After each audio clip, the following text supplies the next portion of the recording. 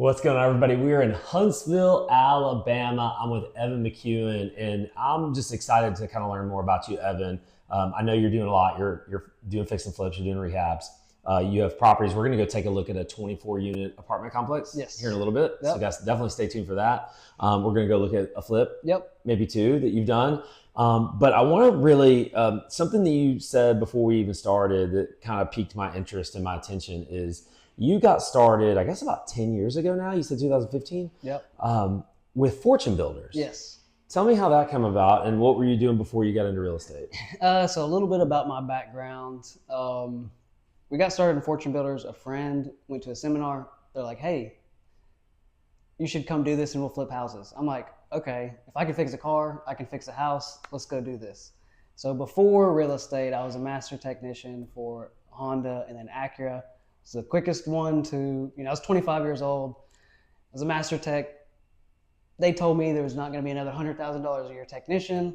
And I was like, well, I'm going to go back to school. I'm going to go be an engineer. We're in Huntsville, right? Everybody loves being an engineer. And so that's kind of what led me down that path. And then when I went back to school, I went to Calhoun Community College.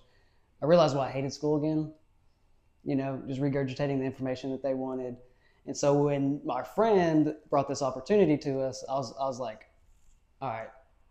After we went to the seminar, I was like, I can either continue to invest in my education here or I can invest in my career. And so that's what kind of got me started in Fortune Builders because we paid quite a bit of money. I was going to ask you that because I started my seminar company in 2017. Okay. And this is when Fortune Builders was massive by then, and Rich Dad Education and all the named people that came out as well. What was, you're still in it. You got started with Fortune Builders, so it seems like it was probably a pretty positive experience overall. It was. I mean, it was a lot of education. I was in a learning mood anyways. So like I was in weekly webinars. I was working on cars. I was listening, doing podcasts. Like I was doing as much as I could to immerse myself in the real estate space. That's what got our foot in the door. At the time, I think we only had like a coaching call once a month or something like that for an hour or 2 hours. I was going to get my value out of it. We spent like $25,000 just to join the program for 6 months. I was going to get my value out of it. Right. And so that's what I did. Yeah. I was doing as much as I could. Do you recommend to someone who's maybe getting started or has never done anything with real estate? Yeah. Do you recommend them plopping down $25,000 right out of the gate? It depends on their situation. I think it also depends on the person because if they just want to go buy real estate, in my mind, you're gonna either pay the money to learn your lessons or you're gonna pay the money to help avoid those lessons. Do you think that it was the latter for you? It was the latter for me because I wanted to learn from somebody that was doing it, right? If I was going to spend the money on something, and I've spent lots of money on coaching throughout the years since then, but it's like if I want to go do something, I want to learn from someone who's doing it now versus stumble and fall. Because that $25,000, yes, we probably could have bought a deal for $25,000, but I had no idea what I was doing. And at least with joining this, I had some education behind it. Right. And I think education's important. So let's fast forward all the way to today. You kind of got your toe dipped into a lot of things. We're sitting here in your office in Huntsville. Yeah. So why do you have an office and what do you do out of the office? I have an office. At one point, we did run operations, a wholesale flip operations. So I had a team of like 10 cold callers. We had 4 acquisition managers, transaction coordinator, disposition manager, and then it was 3 partners. So my wife, Caleb, and myself. And so we had 10, 12 people in this office. Little building? Yeah. Okay. Yeah, I had 2 people out there, 1 person in there, 1 person in that office. This is our conference room. Disposition and transactions was back there. I haven't seen back there. Maybe it's bigger than what I thought. It's the other half of the side is back there. Okay, gotcha. So we ran that for several years. We joined some other coaching at Elite, and they taught us how to build a business, right? So I already knew how to do real estate, but we wanted to grow a business. Gotcha.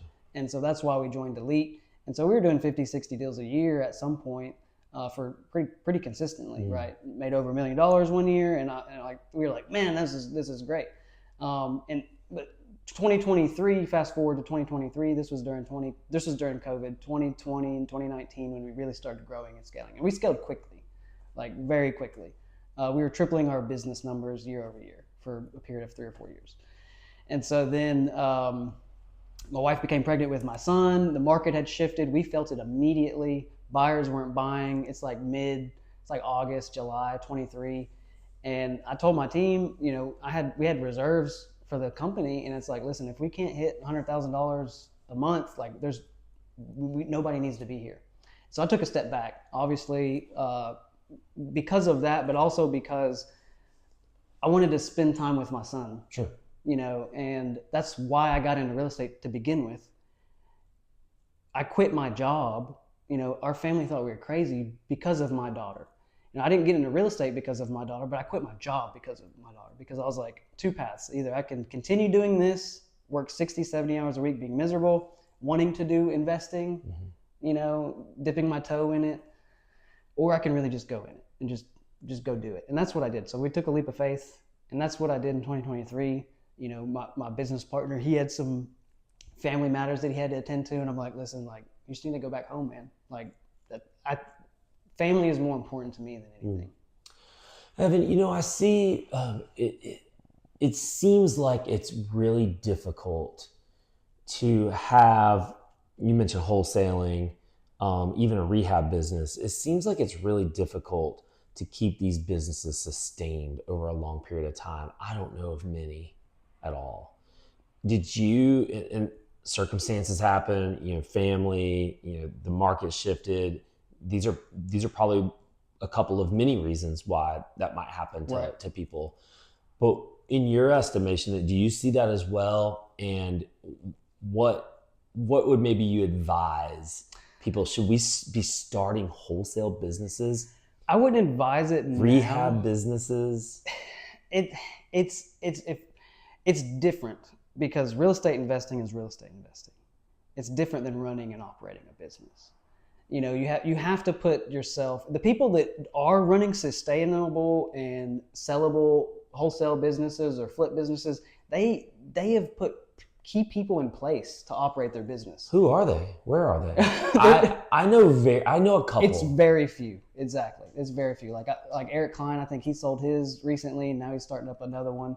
I know, the Carlos Reyes and a few other individuals like that in those groups that still have sustaining businesses like that operate like that. But they've pivoted. They've switched their models. It's not always like, we're only going to wholesale, we're only going to flip. Like, they pivot with the market changes. And so you have to be on your toes, but you also have to know how to operate a business. Why would we wholesale to begin with? Like, why? Just maybe speak for you. Yeah. Why are we wholesaling? Why are we rehabbing properties? What's kind of the end there? So my why is, when I first got started in real estate, I wanted to retire by I'm 35. Realized that wasn't going to happen, with where our trajectory is going. And when I say retire, I wanted to live free, right? So I wanted to have enough assets. I wanted to have enough passive income that I could do and just go travel the world, be with my family or whatever. Obviously, that's why I got into real estate. That's not always why I keep doing it. So I do it because I love the flexibility the real estate career can be for me. I love the amount of freedom that we have, time freedom. I can set my own schedule. I don't have to call anybody to say, hey, I need to take a day off. If I need to clear my schedule, I'm gonna clear my schedule, right? So I have more flexibility for my children. I don't want to miss my daughter's, recitals. I don't want to miss my son when he starts playing sports. I don't want to miss that. Like, I don't want to do any of that. So for me, when we were ramping up my business, it was to make a sellable business. But then I got caught up in building a business. And it wasn't about building a family. It wasn't about building legacy the way that I initially wanted. And so wholesaling for me, when I first got started in real estate, I realized doing fix and flips, there's a lot of ebbs and flows in the money cash flow cycle. And when you get a flip, money's going out until it sells. And so I needed to fill the gap. Yeah, I mean, you're spending 20, 30, 40,000 a month, depending on the rehab, and it's gone. It's out. You got to pay your people, right? Because you want them to keep coming back to work. So for me, that's why I started wholesaling. It was to fill, because keep in mind, I wasn't working, and my wife quit her job too. But at this point, it's a job. It's transactional. It is a job, and that's why creating a wholesale business, you have to have people and processes to make it work, right? and then you have to have key people in place to make it sustainable. And you have to, kind of separate yourself from it, right? Now you're a business owner. You're not just a real estate investor. You have to operate as a business owner. Yeah. So you have rentals. Yep. Is that what you're is that what you try to kind of move towards? Yep. Is getting more and more rental property? Yes. Is that kind of like your end game with all this? Yes. Okay. So my the reason why we do fix and flips, I like the cash flow that comes from that. So that's how we eat, right? The wholesales, the properties that we wholesale, that goes back in the business, just pays for the business.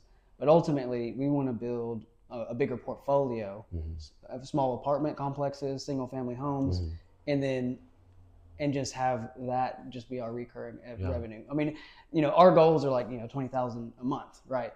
Net cash flow. So it's very attainable. It just takes time. With your rentals? With my rentals, right. Gotcha. Yeah. How close are you?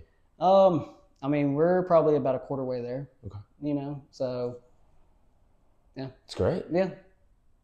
Yeah, and adding to it, just continue to add to exactly. it. Is it's always there. Is it harder today? Obviously, we know prices are going up. Everything's going up. Is it harder today to acquire? It is. It is harder. So what do you do? How are you able to? So what's the plan to keep acquiring? So it's harder to make deals pencil out for rentals because the interest rates, insurance, all that stuff has gone up. So you have to be more selective in your deals. And so what I'm doing is we're staying busy with our job, like our flips and our wholesales. We're staying busy doing that. But if we find an opportunity that we can negotiate seller financing, that's really what I'm looking for. I want to, because I can negotiate better rates and terms with the seller, maybe put them on a 5-7 year balloon. I can acquire or control the property for a period of time, and then I can build my cash flow now. And then later, when interest rates are more favorable, then I can refi out. For sure. So that's ideally what I'm doing, but I'm not going to turn it down a deal just because it's harder to find capital, it's harder to refinance, because we have had some flips that have failed that we've had to refinance because I'm going to pay back my private lenders. Like I'm going to pay them back. I'm not going to give them the property, the asset back.